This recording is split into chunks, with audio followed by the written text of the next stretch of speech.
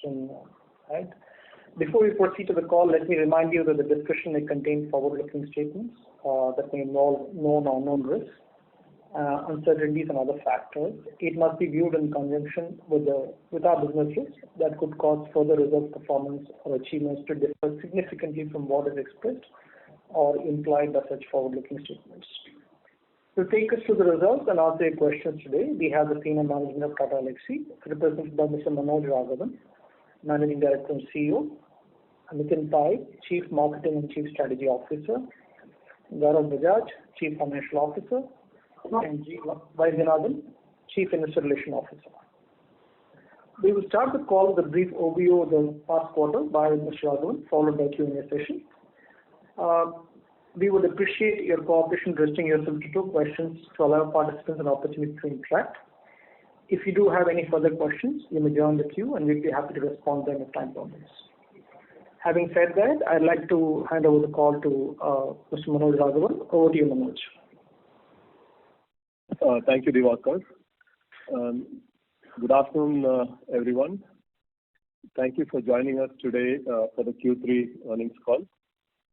At the outset, let me wish you and your families a safe, healthy, and a very, happy New Year to you. I'm pleased to report that we have delivered another quarter of consistent, strong growth.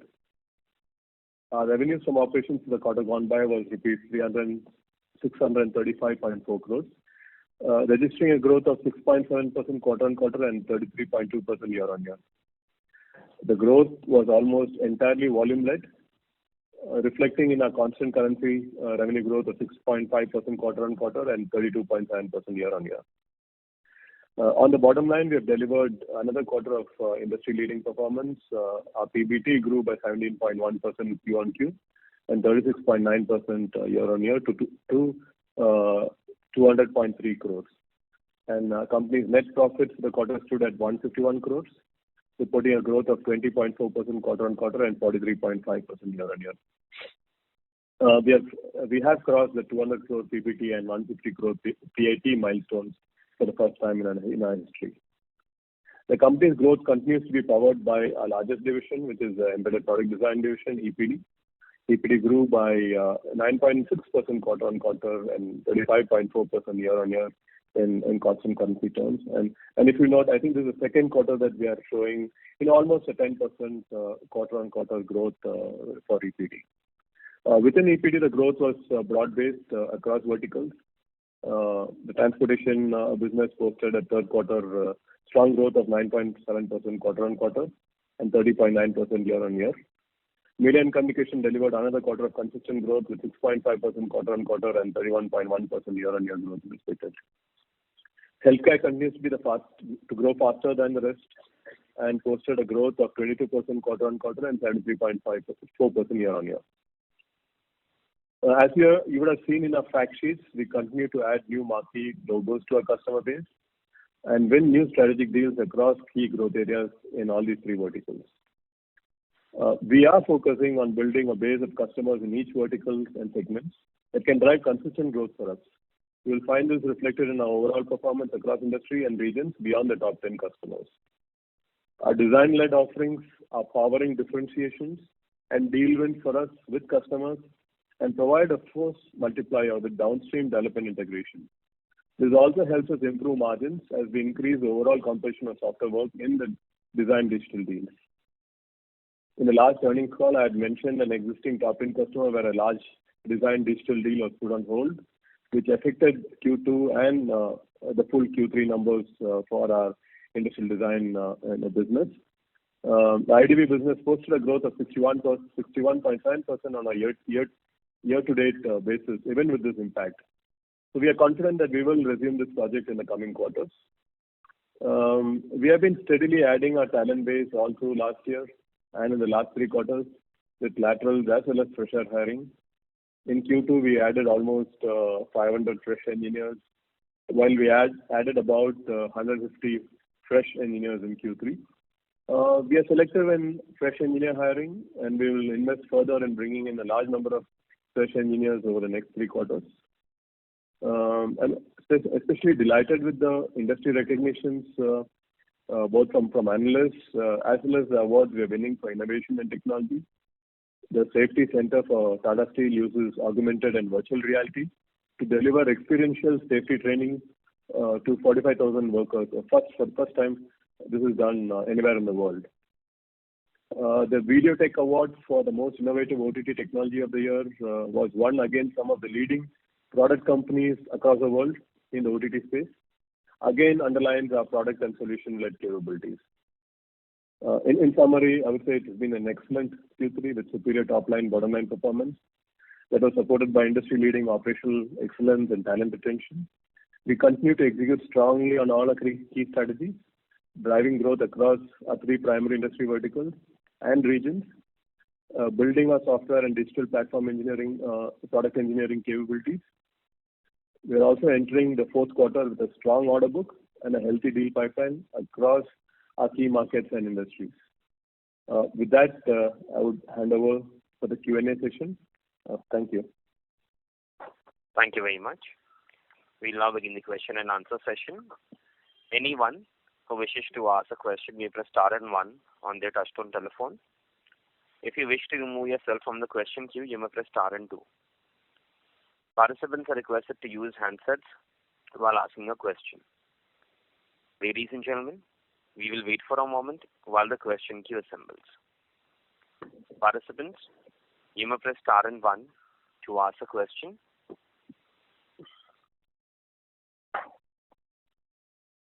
The first question is from the line of Bharat Sheth from Quest Investment Advisors. Please go ahead. Hi, Akwal and Nitin. Congratulations on an excellent performance.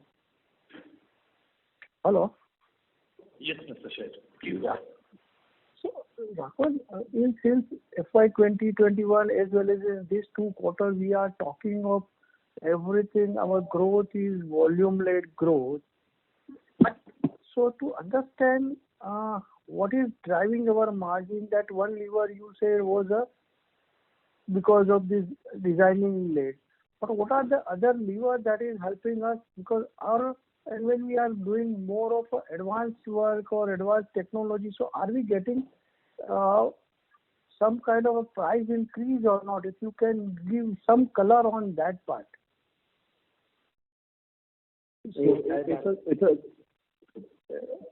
Yeah, Gaurav, you want to go ahead? Yeah, sure. Hi, Bharat, this is Gaurav. So I will take that and maybe Nitin and Manoj can add to that. See, when it comes to the margin, there are a few things that is very important to us, and we have definitely been always focusing on this. I think the first and foremost, as you also rightly said, is the business growth and the consistent business growth. Okay, and if you see that all our business verticals are doing really well, and for the past few quarters we have given at the overall company level very sustained and healthy quarter-on-quarter and YOY growth. So of course those scale and the economics always helps to for your margin and bottom line expansion. And the second, I think what we prioritize and strategize at the start of this year and 2 years back is the quality of the revenue of our earnings. Okay, so we always strategize that we want to prioritize the value of the offering and the better margin deals, and we have been signing few sizable deals and with a multi-year contract, and these are at the terms where we feel very satisfied and happy, and those strategies are really working for us. And so that also, kind of add to the, better margin for, profile at the company level. And the third probably is on the cost side, which is your operating leverage and arbitrage. So our internal focus always been, the discipline execution and also the operational efficiency. So if you see our utilization, we have been, our utilization has been, at all-time high. Earlier we used to be in the, band of 73 to 75. Now that utilization is almost 80% up. It's almost 83%. Employee pyramid is the other sector where we're able to, achieve certain kind of leverage. And then the last probably is the offshore and on-site arbitrage.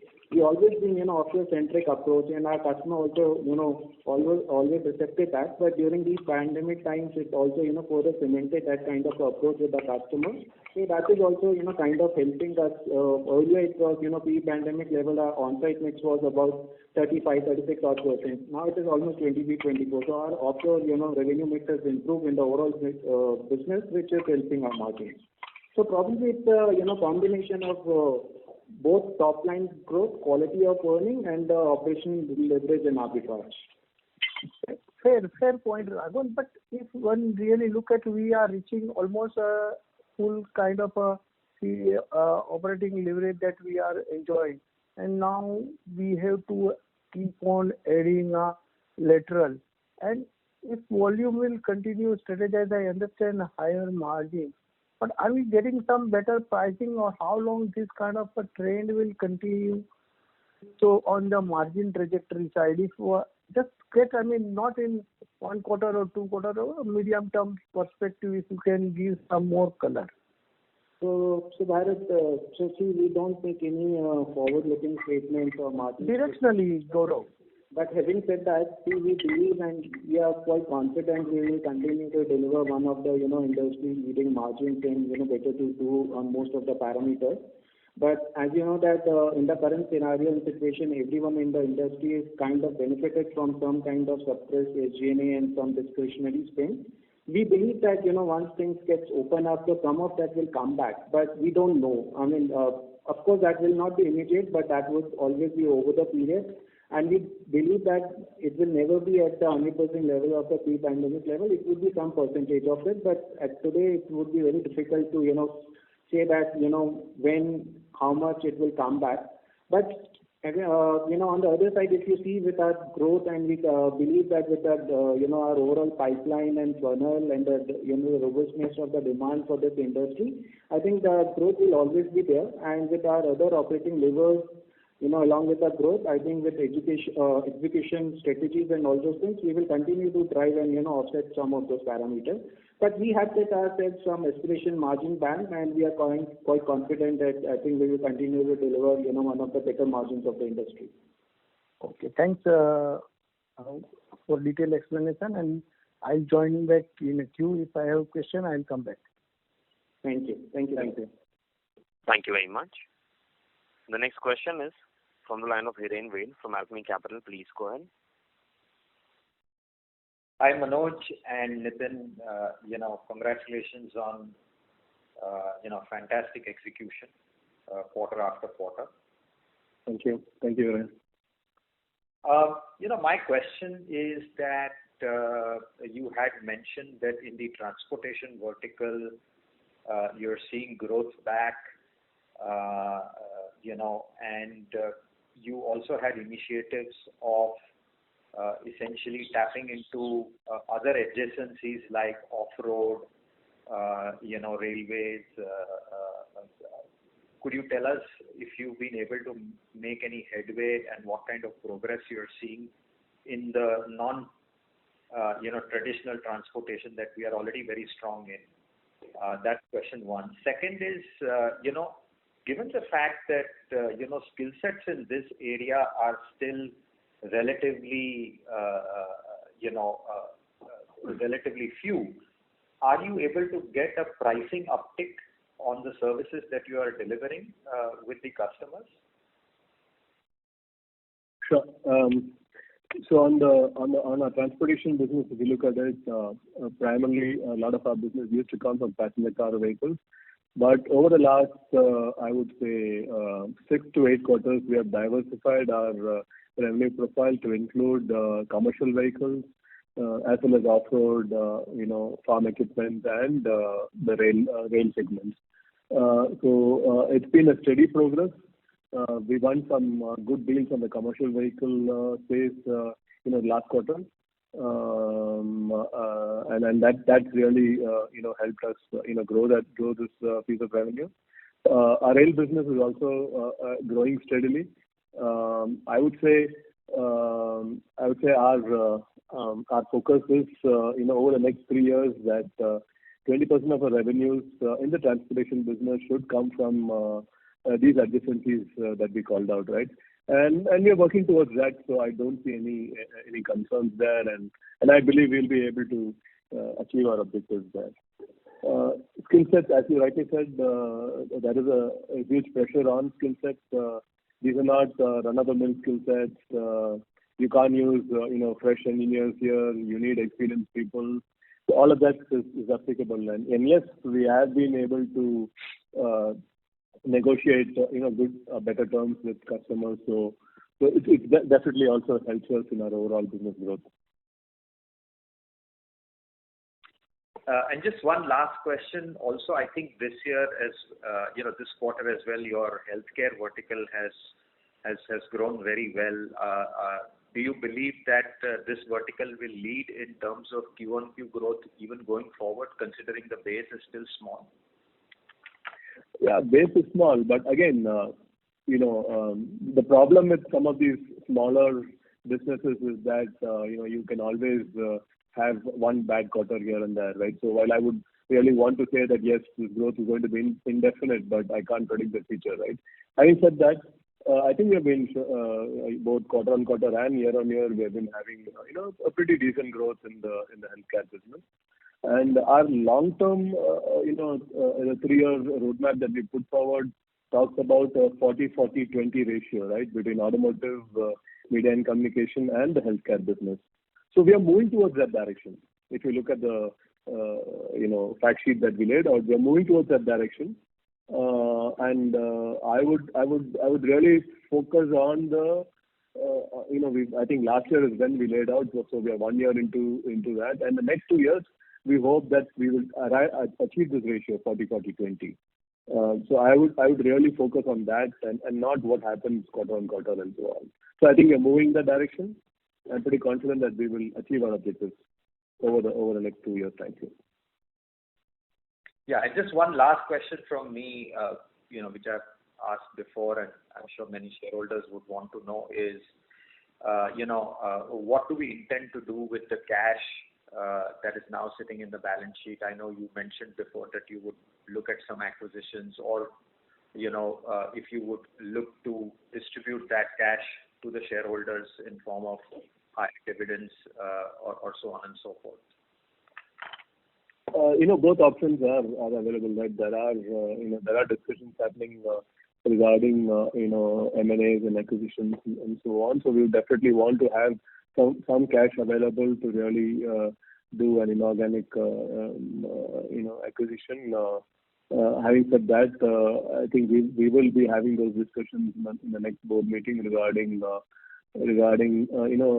payback to investors and dividends and so on. So I essentially, yes, both options are available, and we will take those decisions in the next board meeting. Okay, thanks. Congratulations again, and best of luck. Thanks for that.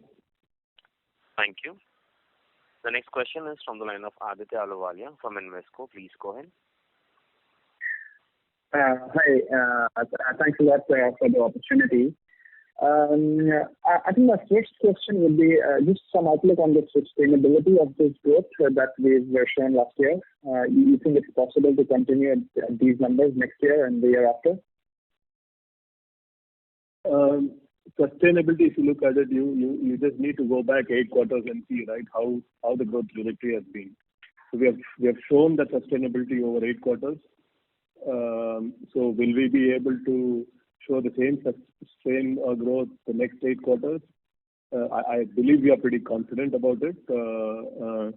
But you never know how the industry outlook would change and so on, right? But as a management team, we are pretty confident, we're pretty bullish. Whatever we laid out as a strategy 2-3 years ago, and we have followed that strategy, and we have communicated that multiple times to investors. And whatever performance you are seeing are down to those strategies that we laid out, right? Including adjacencies, including in focus of medical business, including the sort of growth in the US market and so on. So we laid out certain themes and so on, and we have followed through on all of those themes. And I'm pretty happy that we have been bang on, whatever strategies that we laid out. We have followed it, and we are seeing those results, right now. So, and then we have a great set of customers, good logos to have, and quite a lot of them are underpenetrated. There is a lot more, that we can do with some of these key logos that we have. So I would be pretty bullish about sustaining this growth going forward. Thank you very much. That's very helpful. You said you have very good customers, and we noticed that your top customer has been doing pretty well, and the concentration of the share of the top customer has also been increasing in the last couple of quarters. So can you tell us what is driving this strong growth in the top customer, and is it JLR or any sense on that? I think it's a lot to do with deeper mining and focus and actually some of the large deals that we have been able to win over the last three quarters, right? And I would say, some of the growth that we're seeing is a ramp-ups of the deals that we have won over 2-3 quarters ago, right? So yeah, we're pretty happy with where we are. Right. So the outlook is strong on JLR front as well, is it? Sorry, I couldn't hear the question. What is it about JLR? The growth outlook on JLR is also the same as the rest of the company. It will perform in line. Yeah, I think JLR is also, JLR's business over the last couple of quarters have also, looking up. I think they have been affected by the semiconductor crisis, but I think they are on a very strong wicket. And in the next 2 quarters, once the crisis, it comes out of this semiconductor crisis, JLR will definitely, be much more profitable. They'll have a lot more cash on hand, and we really hope that will really help us also in terms of more outsourcing budgets and more R&D work and so on. So we're pretty bullish there. Thanks a lot. Thanks. Are the deal structures similar as far as the life cycle of the project, or has that changed there in these times? No, so what we have been seeing is, over the last 6 to 8 quarters, is that we have become more and more strategic with many of our customers.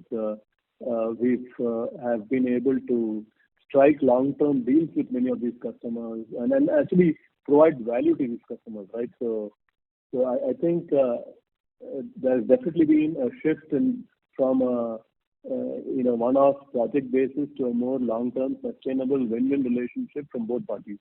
So that's we continue to see that. Sorry to interrupt you, Mr. Aditya. I'll request you to come back in the question queue for a follow-up question. A request to all the participants, please restrict to 2 questions per participant. If time permits, please come back in the question queue for a follow-up question. The question is from the line of Mayank Babla from Dalal & Broacha. Please go ahead.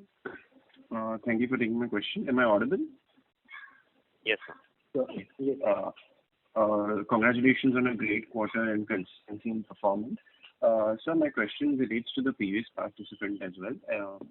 As far as sustainability is concerned.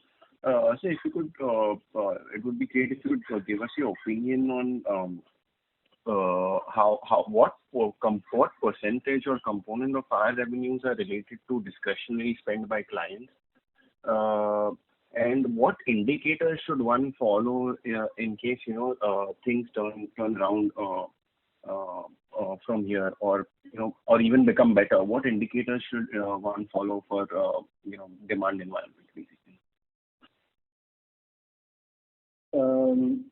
Can you repeat that question? What do you mean by indicators? I mean, So indicators, what macro indicators or should we look at to gauge how demand is translating into our revenues, basically? I think you should just focus on how the world is moving towards more and more digital spend, right?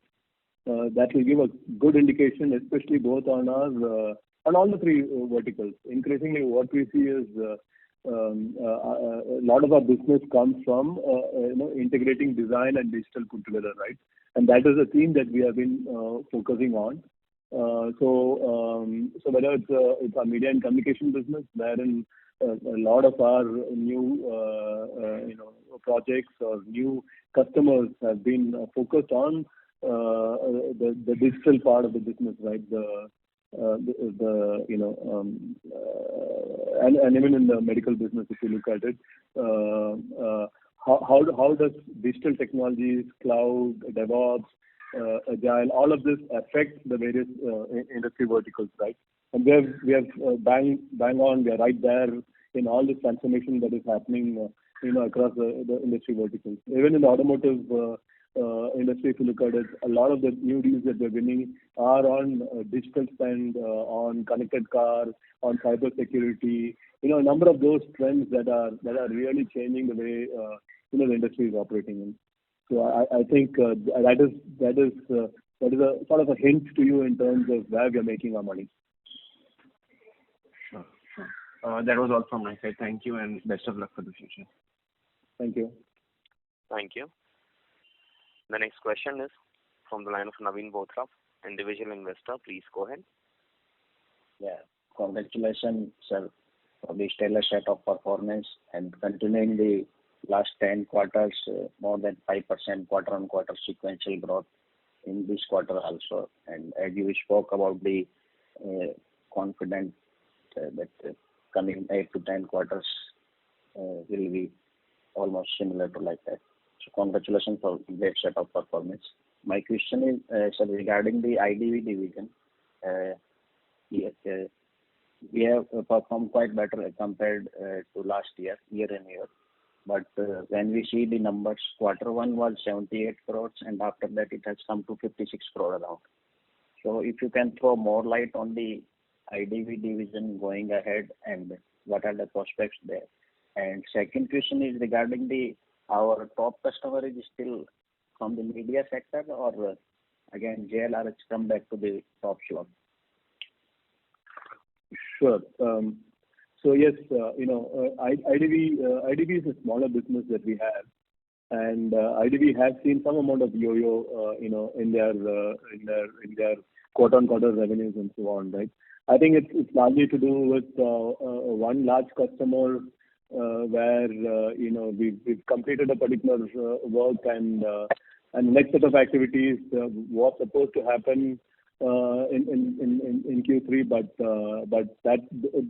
that project did not get started, right? But at the same time, we're hopeful that we will kickstart that in Q4 or in Q1 of next year. So again, that is one of the customers in the top 6 to 10 bracket that we have, right? And that's a pretty sizable engagement for IDV. So I think it's a temporary issue, and as you rightly pointed out, if you look at a quarterly number, sometimes it's quarter-on-quarter number, sometimes it is misleading because it's a small business. Yeah. And even one significant deal moving here or there will cause your numbers to look very different, right? But as you rightly pointed out, from a year-on-year basis, if you look at the full year basis, IDV would definitely grow 60-70% over the last year's performance. So that is the sort of confidence that we have, and which is very positive for us. But however, we get your point. We are working on strategies wherein we are building a set of good customer base for IDV so that we can consistently grow that business and consistently be able to report numbers there, right? In line with what we have done in EPD. Having said that, the real issue is also that the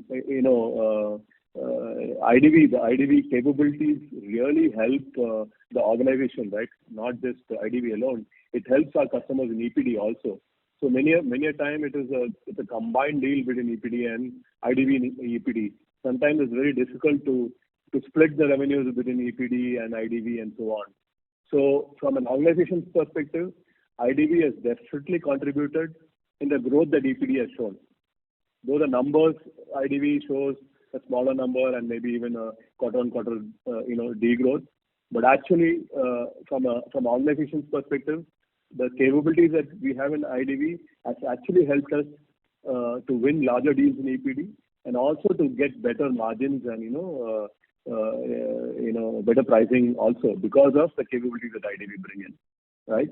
So IDV is very critical, and we will definitely see how we can stabilize the IDV revenues moving forward. And also, I think last time we discussed, we are also contemplating that IDV is also done the service line, right? So the way we represent EPD, IDV, and so on, we may have to relook it, and so that it's more aligned with the industry verticals that we are operating in, not the service line. So that's something that we are working on. Regarding the top customer, yes, it is still media and communication vertical customer. And then we're pretty happy that we've been really growing those revenues, winning large deals and really, winning, market share from competition. JLAC also continues to grow. I think these are very positive for us. Okay. And one last question from me. If you can say about the IPR and licensing revenues, are still below the 5% or crossed the 5%? If you can share about that. It's still below 5%. It's still below 5%. Again, the products or the frameworks that we have are standalone, even though the revenues are not very significant. But from a positioning perspective, from right to win perspective, these are all important for us to invest on and really build these products and these solutions to help us win large deals and beat competition. So while the standalone revenues may still not be significant, but definitely to build credibility in the space, we need to continue to invest in building these products and IP, and we'll continue to do that. Okay. Thank you very much, sir. Congratulations once again. Great set of numbers. Thank you. Thank you. The next question is from the line of Karan from Jeta Global. Please go ahead. Yeah, hi, can you hear me?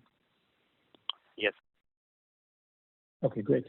So I wanted to just dig into the win you cited in your fact sheet with the new age OEM. Perhaps you can just give us a sense for the size of the deal and the various components of the deal. That's the first question. The second question, which is somewhat related, is it appears to be a trend where your peers are starting to win business from not just auto companies, but also auto semiconductor companies such as Renesas or Qualcomm, or at least they're in trials with those companies. I'd just be curious as to whether you would be exploring the same opportunity. And then the last question I had is just the shortage. Of course, Toyota's announced recently or last week that they're still being impacted by the auto shortage. So you mentioned you think it is a 1 or 2 quarter problem, and then after that we're sort of in the clear. I just want to push on that and ask how much visibility there is there, where if that slips, do we then see a slowdown in the transportation segment? Sure. So I will ask Nitin to take the first part. I'll answer the second part. Yes, we work with the semiconductor companies. For example, we have been working with some of these names for the last 20 years. So auto semiconductor companies is something that we have been working for many years. In fact, some of them are large customers of us. And though we don't publicly announce these large deals, but we are very well entrenched with some of these auto semiconductor companies. And in fact, we will be making some press releases so that you're aware of the type of activities that we do with some of these companies, right? So that's very much a part of our our focus. Regarding the last part of your question, I think you talked about the semiconductor shortage and so on. Yes, I strongly believe that it's a couple of quarters away. In fact, even in this quarter, I suppose companies like JLR and so on will show much better improvement in their sales and so on, because the shortage is easing down. So we really hope that will really help us translate into more business for us. So we're pretty bullish there. Nitin, if you could take the first part. Yeah, thanks, Manoj. In fact, I just wanted to add to what Manoj said, that unfortunately we don't have much to announce on the semiconductor side because we've been working with them for long. So there's nothing new about it to talk about. But coming back to that new AGV OEM, we have initiated an engagement on core platform software development. Now, when you talk of platform software, that essentially forms the architectural hub for everything on top, whether it's electric, whether it's autonomous, whether it's connected. So this is the platform architecture itself. So while we made a small start, we believe that it's the beginnings of something that can be much larger.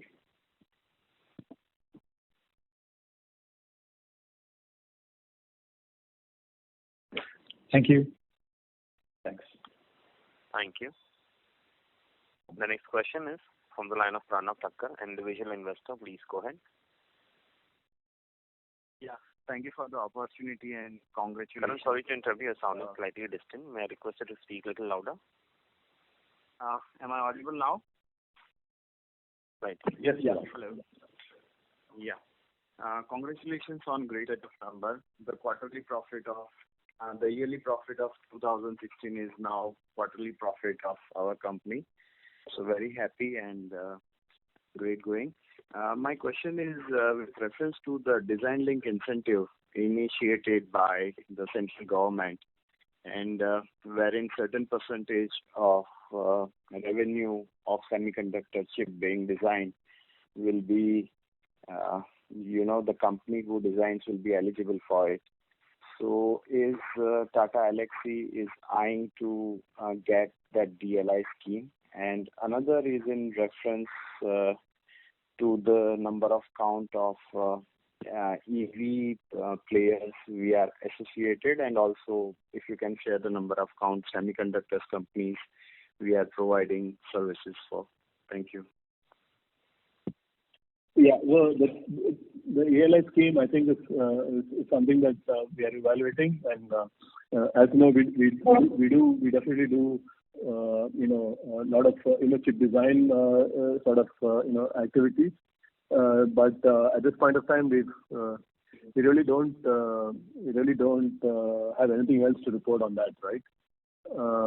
We do work with about close to 4 semiconductor companies in this space. And what is the other question, Nitin? Something. Out of top 10 EV manufacturers we are associated with, because it's like a follow-up or clarification given before 2 quarters. How many EV companies that we associated with us? Yeah. So Manoj, I think that's difficult to call out, because the question is, when you say EV, who? Because all the conventional car companies also make EVs today. And then you have a whole set of new age OEMs who don't have, except for barring one, maybe don't either have volumes or even production commenced in most cases, right? So I don't think that's a fair count. We would not want to call out that number right now. All I can say is that we work with a very, very good number of traditional OEMs who are pivoting very strongly to EV, and a whole set of new age OEMs who are born EV. Okay. Thank you so much. Thank you. Thank you. The next question is from the line of Dev from Invest Yadanya. Please go ahead. Yeah, good afternoon. Can you hear me? Yes, you can. Yeah. So congratulations on a good set of numbers. My question was, can you tell me the total contract value of this year's quarter? Usually we don't disclose these numbers, so I'm sorry, we'll not be able to share that details with you. Okay. And can you just tell me about this ER&D space in general? And what is the future outlook and all? Nitin, you want to address that? The future? Sure. Future of ER&D. Let me take that. Yeah, so I think as far as digital spend goes, as far as budgets outlaid by companies go, I think ER&D is seeing the largest growth among all of the spends that are possible from companies or enterprises, right? So you have typically IT spends for run management, you have application development spends, you have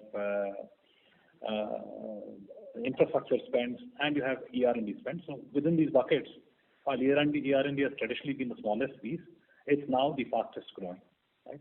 And that is simply because I think in general, what is happening with companies is that the context of connected and intelligent products and services which can be monetized based on the kind of data that you have and the connectivity and the relationship you have with customers, irrespective of which sector you operate in, whether you're a car company, whether you're a media tech telecom company, whether you're a medical device company, the fact that you're connected to consumers or customers and you're able to deliver more services to them because of that connectivity and connection, and that data that you get from them allows you to enhance the value of what you're delivering, I think is the strongest trend for what brands and products and companies will do for the future.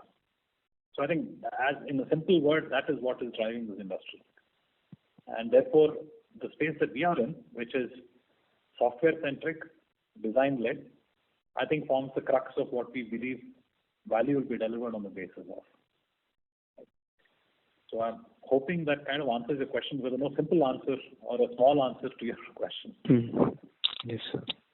And any growth growth rate, number, if you can tell me.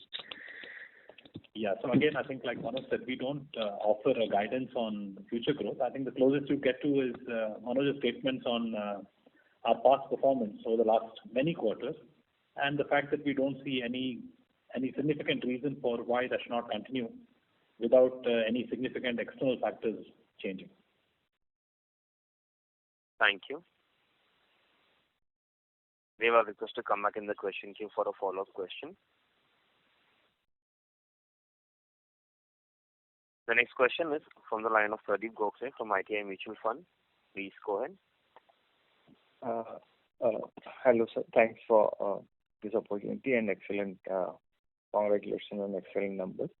My question is regarding operating margins. If you look at last year or even that is the December 20 quarter or the quarter gone by, and the margin range was around 30% and I believe the COVID-related cost savings and all would have been there in those quarters. So what? And in your remarks, you said the large growth is largely volume-led.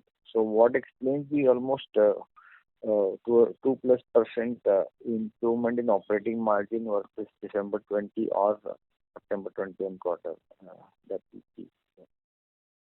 I think that has been answered by Gaurav in the first question that was raised. Maybe Gaurav, you can repeat it once again. Yeah, sure. So I think that was the first one which we took. So I think what we mentioned that it is always with combination of, on the top line and the bottom line, what strategies and what we are doing. It will be a combination of, the growth and the sustainable growth and versus the quality of the revenue. And I think the focus that we have, this year we have been focusing and prioritizing is the, better margin deals and also prioritizing the value offering to the customer. So that is also helping in terms of building the, better top line compared to, or both top line and also the bottom line compared to what has been, reported in the past quarters in the last year. And also the other factor is on the operating leverage in arbitrage, I think in terms of the utilization factor improvement, employee pyramid, and the arbitrage that we are getting from the offshore mix in the overall revenue. So all those factors and the parameters is contributing to, the better margins. And of course, you mentioned yourself that, certain SG&A expenses and discretionary expenses, which is little bit suppressed due to the lockdown and pandemic, that is also helping the cause of the margins currently. Yeah, but those would have been banned like similar, right? In December 20 quarter also, it was post-COVID or last quarter also. Those would not be those would be largely the same, right? I mean. That's right, Pradeep. So there's a Nitin here. So I think while on the travel costs and the typical SG&A, we would have somewhat a similar situation 2-3 quarters before and now. I think the answer really lies in the other factors, right? On-site offshore ratios have continued to lever towards offshore. That definitely delivers better margins. Our utilization has gone up by a few points, and all you need is a few percentage points of increase to give you that little boost. We have improved the quality of revenues in terms of the kind of work that you're doing. We continue to improve that. We're not saying it's not improved. We continue to improve that. We continue to realize better margins from the kind of design digital deals that we're signing, right? So it's really also the business volume has also increased, right? So contribution of SG&A to that extent also will go down. Okay. Yeah. Okay. Got it. Thanks. Thank you. The next question is from the line of Abhishek from Nomura. Please go ahead. Thank you for the opportunity. Congrats to the management for a good performance. Sir, I'm looking at the last slide of your presentation, where I see that your fixed price projects have been rising consistently, and now they're almost 50%. of the total revenue. Can I say that this also has been a factor behind your improving margin trends? And over a longer period of time, do you think there's further scope for you, to make your revenue stream more fixed price annuity related business, or the nature of business means that might be the kind of mix will work in future as well? Any color here will be useful, sir. Thank you. You want me to take that, Manoj?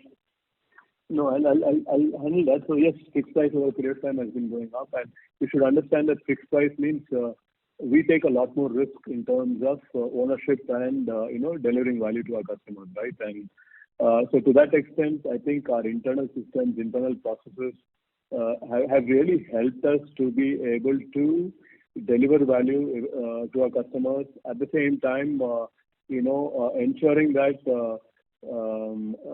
from Tata Elxsi's perspective, we don't bleed or we don't get into such deals wherein profitability gets a hit, right? So having more fixed price essentially means that you need to have very, very strong internal controls. Your entire estimation capabilities, your project management capabilities, all of that comes to fore. And I'm pretty happy and proud to say that, look, we have built one of the very, very strong internal capabilities to really be able to focus on project management and delivery excellence, right? So to that extent, yes, I would say the fixed price, the fiber fixed price projects have increased. Have also helped to an extent with the margins. But again, it's a double-edged sword. If we take some wrong deals and if you take full ownership and take it in a fixed price and so on, and if we underestimate or if the complexity of the program goes up, then rather than what we had estimated, then there's also a possibility of losing money in those deals. That will be careful. I'm pretty happy with the current situation. Idea is not really to push more and more fixed bid and so on, but eventually we will have more fixed bid as we mature in our service offerings and our overall confidence. We will move towards the direction. Sure, that's helpful. So over a longer term, do you think this number can even go up from here towards 55-60% in line with the IT services companies, who also have ER&D businesses? Do we see a scope of increasing toward that number? It is possible, but I wouldn't want to indicate any time frame or anything like that. I think as the industry matures, and you should understand that as compared to IT deals and so on, which is typically maintenance and so on, everything is known, right? Most of the ER&D, at least the projects that we do, are fresh, new developments, mostly new technologies, new areas. So like any product company venturing into any new development, there is a lot of risk in terms of whether the products will come out on time, on schedule, with the quality parameters, all of that taken care of, right? So to that extent, I would caution you to really, we will not move there in a hurry, is what I want to say. Got it. This is helpful. And so, any comments on attrition? It has jumped up, for us, in line with how the industry is also behaving. But do you think we are closer towards the peak of attrition for ourselves and should possibly stabilize in the coming quarters at around this 18-20% mark? Yeah, I do hope. I do seriously hope that we are doing a number of things to control attrition. There's a lot of initiatives, with our employees and a lot of internal programs that we're doing to really build a better place for our employees, right? So no doubt about it, this is taken very, very seriously. We are also looking at, for example, from a salary hike perspective also, I think 2 years ago, we did a salary hike in the October quarter. So then in about 9 months last year, in July, we did a salary hike. In 6 months from there, in January, we're proposing a salary hike. So essentially what I'm saying is, look, over the last 15 months, we will be hiking our salary 3 times. So there are a number of things that we are doing. So I think we should be able to control this. Thank you. Abhishek, I'll request you to come back in the question queue. The next question is from the line of Mithun Aswad from Kiva Advisors. Please go ahead.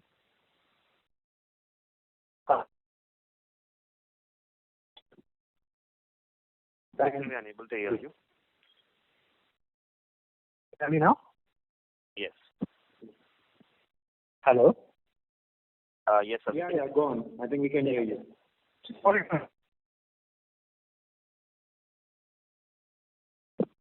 I think we have again lost you. Mithun, I request you to come back in the question queue. Thank you. The next question is from the line of Kshitij Saraf from Tune Investments. Please go ahead. Hi, thank you for taking my question. It's around how deeper we plan to go in our 3 verticals, auto, media, and healthcare. You mentioned a 40-40-20 split.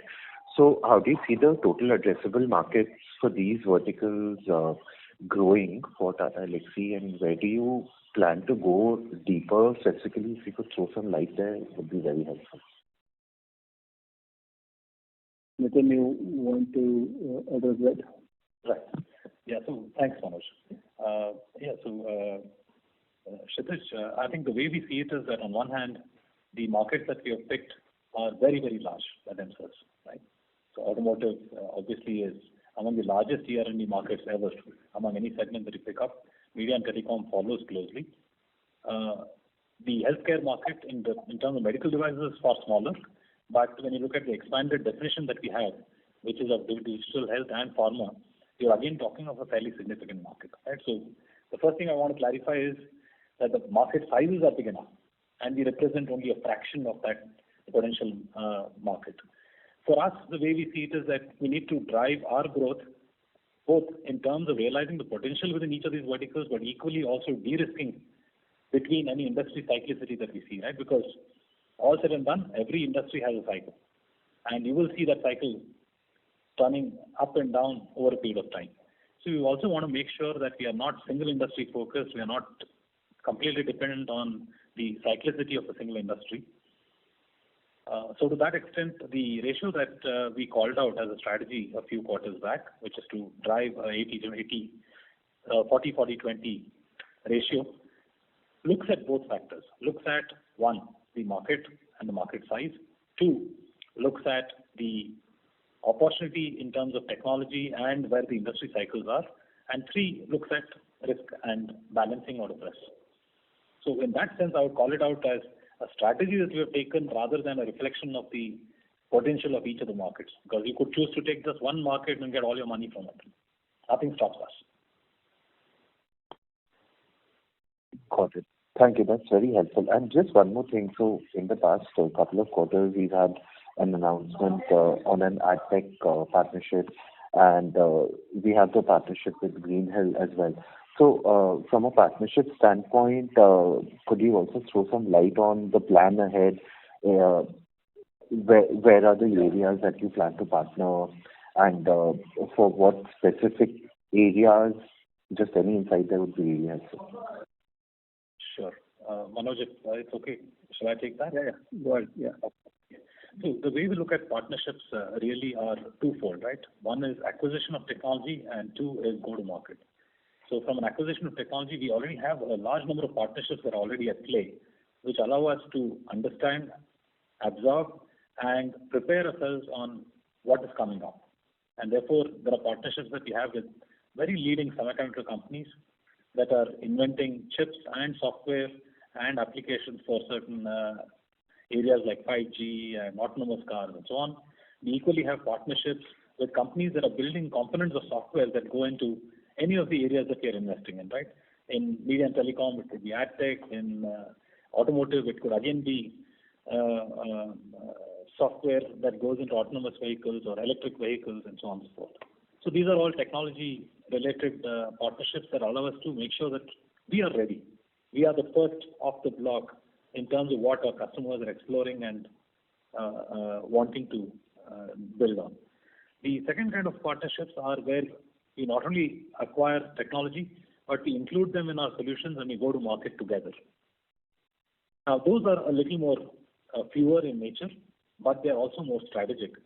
So when you look at areas like OTT, when you look at areas like AdTech, when you look at areas like EV, you will see that we'll be announcing a lot more of these partnerships where two companies come together, build solutions together, and then take it to market together.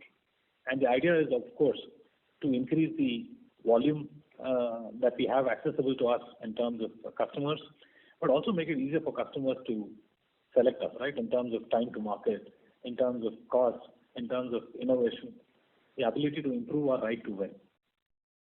So we have clearly laid out plans on both fronts. Technology partnerships are many, and we already have them in play. Go-to-market partnerships are far fewer. We also have to be careful, right, because that impacts our brand too. So when we choose a partner and we go together, we have to make absolutely sure that we are selecting the right partner just as the other party is selecting us, and that it does not impact our reputation in the long term. So you'll find that we will make announcements as we go along, and you'll find that they're all aligned to where we believe the world is going.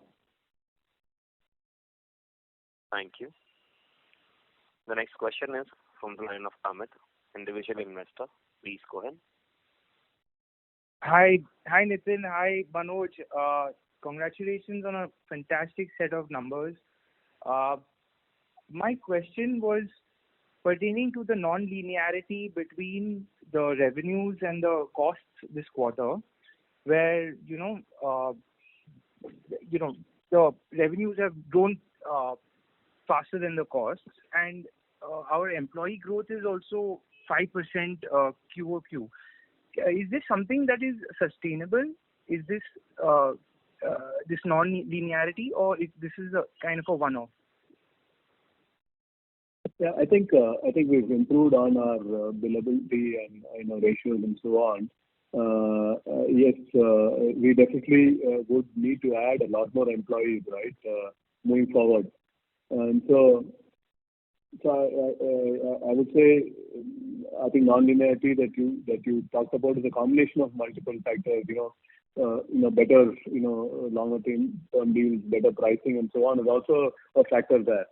So that part will continue, but definitely we'll add a lot more employees, right? So it's not that we'll be able to do greater revenues with lesser employees. So we're not at that. Understood. My second question is we've announced deals in EV, connected vehicles, autonomous vehicles. I just wanted to know what the average length of those contracts would be. Typically, most of these deals are between 12 to 18 months, some cases 24 months, and so on. Okay.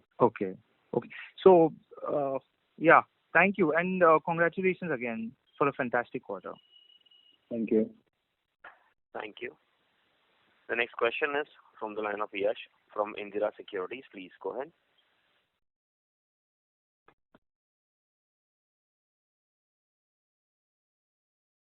Yash, we're unable to hear you. May I request you to unmute your line from your side and go ahead with your question, please?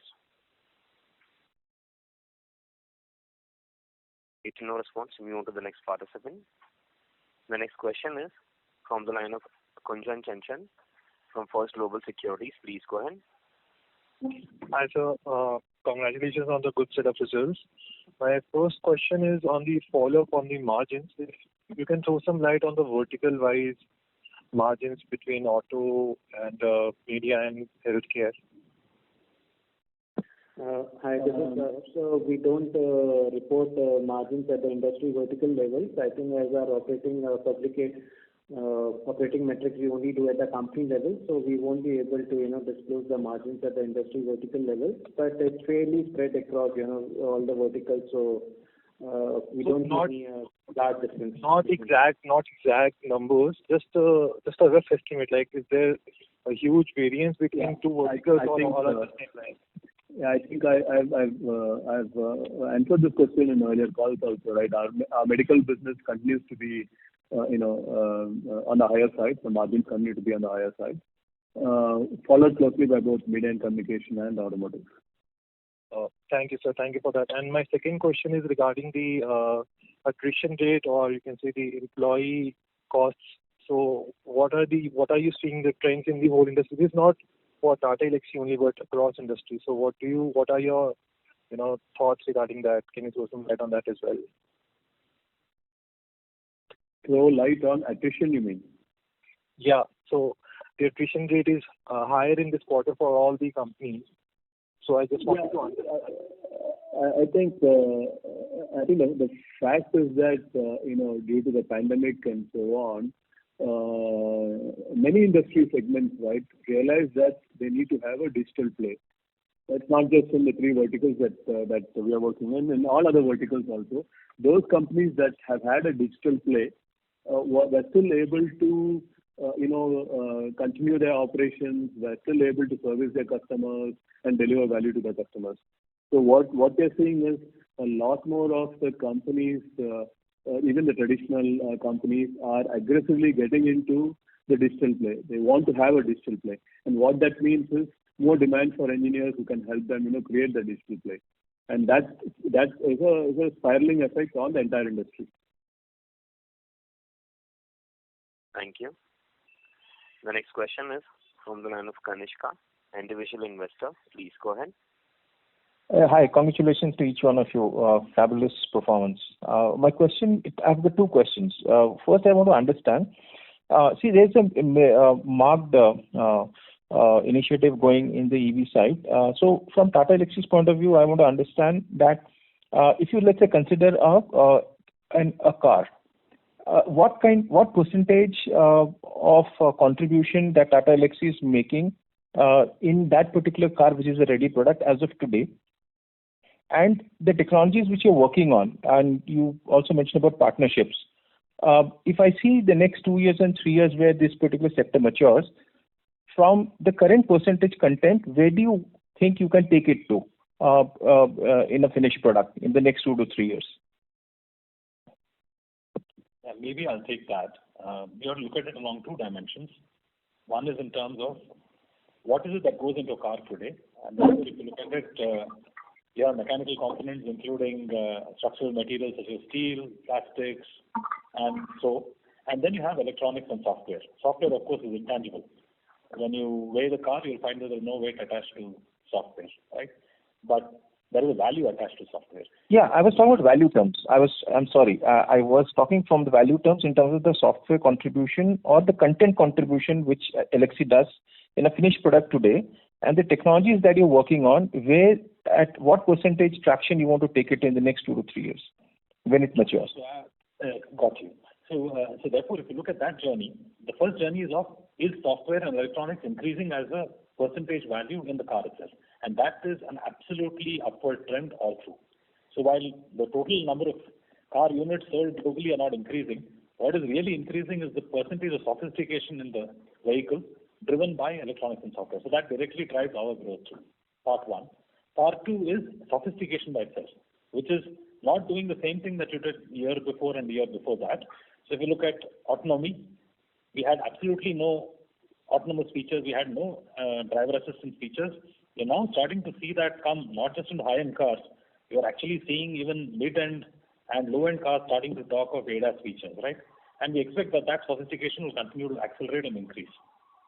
So if you'll move from level 1 autonomy to level 2, level 3, level 4, level 5, that's one journey. Two is seeing more and more mid-segment, small segment cars starting to deliver features of autonomy. Electric vehicles is a trend by itself, right? So we've always been working on electric vehicles. We believe that it had a long road ahead. It just seems to be pivoting faster. Connected has always been there. We believe that more and more cars will now offer connected services, including infotainment and otherwise. So for us, I think that is the driver. The fact that in general, electronics and software is continuing to increase at a rapid pace. Two, the level of sophistication is increasing in each of these technology trends. Three, there is a larger percolation downward into from premium to mid and lower segments. Right? The last and most important trend is also that a lot more of the software development, a lot more of that innovation is being delivered through software, which otherwise was mechanical, electromechanical, or electronic, is now becoming purely software defined and software delivered. So that again increases the amount of work that we will have to do quarter on quarter, year on year. Right. Yeah, thanks for that. And my second question is that, so you have, like mentioned, three verticals: auto, media, and healthcare. I want to understand from you, there is this major shift which is happening in the manufacturing side. So I'm talking about the manufacturing upcycle, where the traditional ways of manufacturing is moving more towards robotics, automation. And like as I see, a car which is more mechanical is moving towards more software driven. Do you see there could be a tremendous amount of opportunity in the manufacturing side globally where Tata Elxsi can actually work on that opportunity, or maybe you guys have already started to look at it as an adjacency? Yeah, so that is something that we are both watching and investing in. So that is something that's already underway. And you are right, there is an opportunity there, not in conventional manufacturing, but in transforming manufacturing to a lot more connected and digital. More the industry 4.0 path of automation and connected factories. So we do see an opportunity there, and we are exploring and investing in some areas. Thank you very much. Ladies and gentlemen, that would be the last question for today. I will now hand the conference over to Mr. Manoj Raghavan for closing comments. Yeah, so thank you all for taking your time today. I hope you got a good idea about Tata Elxsi and where we stand in this ever-changing market, right? But one thing is pretty clear: we're pretty confident on the capabilities that we have internally as an organization, the sort of the senior leadership that we have to drive the business, and also the great talent pool of engineering team, architects, subject matter experts, and so on. So I'm pretty confident that we have a right winning combination to really propel our business forward, and I hope that we will get back to you next quarter on a similar terms. Thank you so much. Thank you very much. On behalf of Tata Elxsi Limited, that concludes this conference. Thank you for joining us. You may now disconnect your lines. Thank you.